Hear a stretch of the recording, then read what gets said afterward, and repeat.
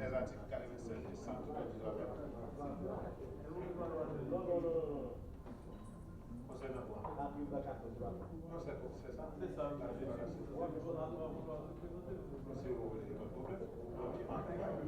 Ah, ok, vous avez fait le dépôt, ok. Les trois sénateurs ayant fait le dépôt. Les sénateurs Cantave, Larèche et Foucan. Monsieur le Président, les membres du bureau, chers collègues sénateurs, exposer des motifs relatifs à la proposition de loi portant modification des articles 96 et 100 du Code du travail de la République d'Haïti.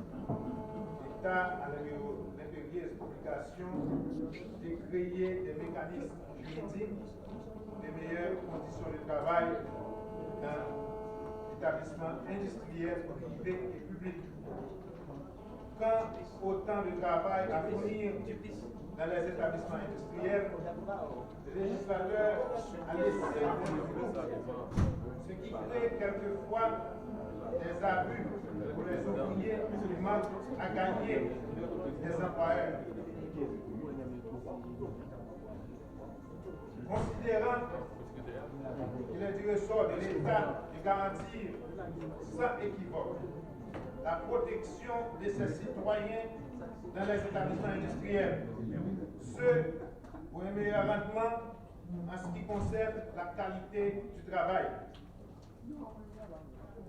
Dans ce contexte, après échange et pourparlers engagés avec le gens de ce secteur, les articles 96 et 100 du Code du travail de la République comportent un flou juridique qu'il faudra en conséquence procéder à leur modification. Pour les établissements industriels, la durée du travail est de 8 heures par jour, répartie sur 3 vacations, soit 8 heures par vacation, au même titre que les autres États signataires des mécanismes juridiques internationaux relatifs aux droits de l'homme, qui ont compris la nécessité de prendre des mesures dans leurs législations respectives en vue de permettre à les citoyens d'avoir accès à des emplois dans des conditions de travail acceptables. La République d'Haïti ayant pris des engagements à cet égard devra emboîter le pas dans la mise à jour de sa législation aux normes internationales. Le vote par l'Assemblée de ce mécanisme juridique devra permettre, entre autres, une harmonisation dans les heures de travail à fournir par les employés dans les entreprises industrielles, d'une part, et prévenir les abus et les manques à gagner, d'autre part. Monsieur le Président, je vous demande de bien vouloir prendre acte de la proposition de loi proposée par les sénateurs Ronald Larèche, sénateur Kamila Katal et sénateur Hervé Foucan Denis Richard. Merci, monsieur. Merci et je vais procéder au dépôt de la proposition. Félicitations, chers collègues. Honorable Président, membres du bureau, chers collègues, le problème d'état civil a fait couler trop de sang dans ce pays, a fait trop de tort à la population haïtienne. En conséquence, cette proposition de loi relative à l'identification à la naissance et à la validité permanente des actes d'état civil va permettre de résoudre ce problème au bénéfice de la population haïtienne. L'absence ou le manque de contrôle, les possibilités ou la difficulté de vérification des événements déclarés, le défaut de rigueur et la possibilité d'effectuer des ajustements tardifs comme solution aux problèmes des naissances qui n'ont pas été enregistrés dans le délai fixé par la loi favorisent énormément la fraude et la corruption. L'enregistrement tardif des naissances a ses effets pervers et peut mettre en péril la sécurité tant nationale qu'internationale. Dans un pays comme le nôtre, où le système d'état civil est si défaillant, caractérisé par une absence totale de contrôle et de vérification du bien fondé des déclarations de naissance, Un étranger, de couleur surtout, peut, sur la base d'une simple déclaration tardive, se faire délivrer facilement un acte de naissance pour obtenir par la suite des documents de voyage. Si l'on considère par ailleurs la porosité des frontières haïtiennes qui fait de ce pays un territoire de libre accès, des étrangers mal intentionnés, voire des terroristes, pourraient y séjourner sans formalité, régler leurs papiers et de là étant obtenir des visas pour entrer aux États-Unis ou au Canada en empruntant la nationalité haïtienne. Heureusement que la très grande majorité des pays, on ne peut pas se rendre directement en Haïti sans transiter dans d'autres États où le contrôle dans les aéroports est plus ou moins strict. À cause de la faiblesse institutionnelle et à la faveur des déclarations tardives de naissance, des individus se donnent de nouvelles identités à l'effet de revendiquer des successions qui, en réalité, ne leur sont nullement dévolues, ravissant ainsi aux véritables héritiers leurs biens avec la complicité de certains notaires peu scrupuleux et juges corrompus qui peuplent notre système judiciaire.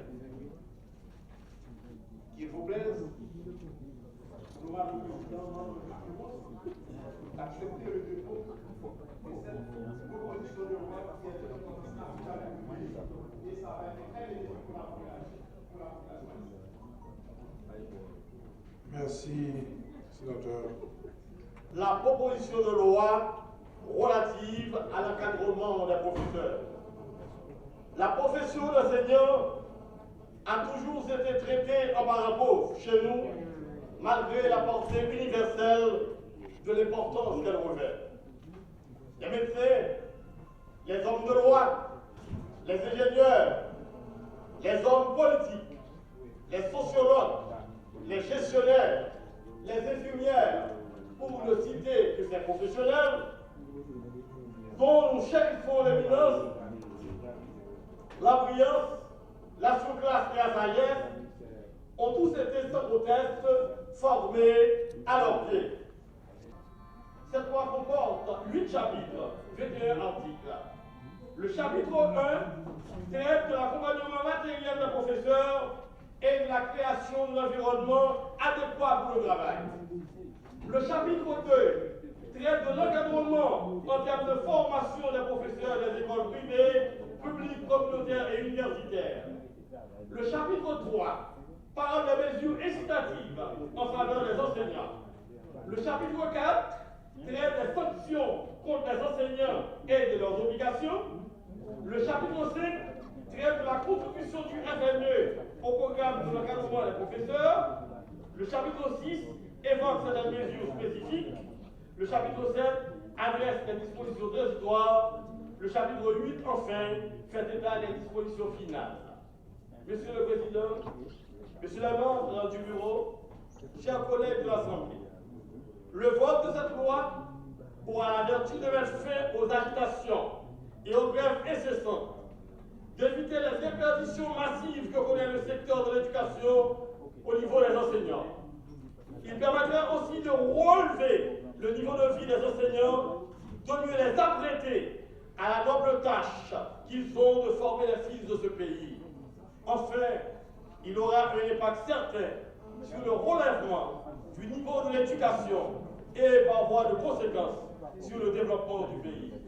Monsieur le Président, je vous demande de prendre acte du dépôt de cette proposition de loi. Je vais faire le dépôt de la proposition de loi.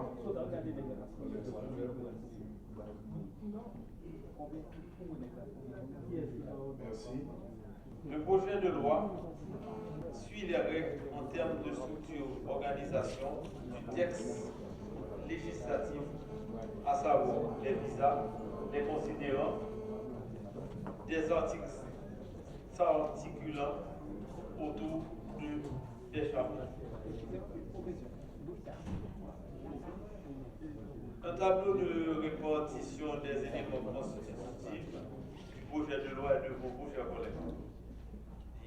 Je vais directement à l'analyse des fonds. Le développement du commerce électronique nécessite l'exigence de garanties sur la sécurité, des transmissions de données et des paiements en ligne.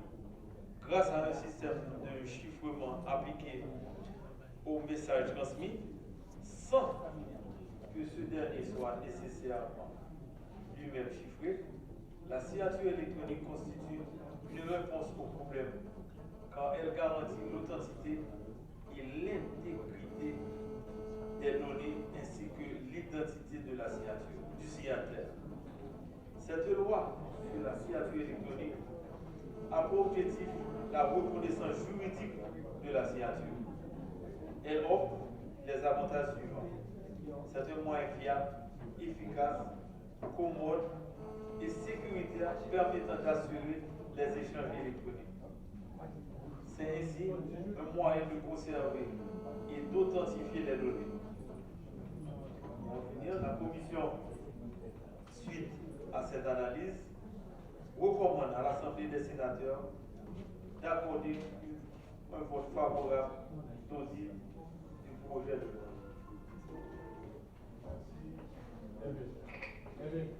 Honorable, j'ai aussi le rapport sur le projet de loi relatif aux échanges. Tout à l'heure. Après le vote de la loi.